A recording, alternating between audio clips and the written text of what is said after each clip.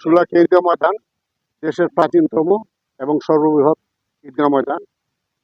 ঈদগাহ ময়দানটি প্রায় 200 বছর যাবৎ এখানে দেশের বিভিন্ন অঞ্চল থেকে আগত মুসল্লিরা নামাজ আদায় করেন। তার এই ধারাবাহিকতা এই সুলাকি ঈদগাহ ময়দানে 199তম ঈদুল ফিতরের জামাত অনুষ্ঠিত হবে। এই ঈদুল ফিতরের জামাতে নামাজ আদায়ের জন্য দেশের বিভিন্ন স্থান থেকে মুসল্লিরা আগমন করেন এবং এই মুসল্লিদের থাকা খাওয়ার সুব্যবস্থা করে থাকেন জেলা প্রশাসন। তা এবারও জেলা প্রশাসন এই মুসল্লিদের থাকা খাওয়ার ব্যবস্থা করেছেন এবং তাদের সার্বিক নিরাপত্তার দায়িত্ব পালন করে থাকেন জেলা প্রশাসন, জেলা পুলিশ প্রশাসন।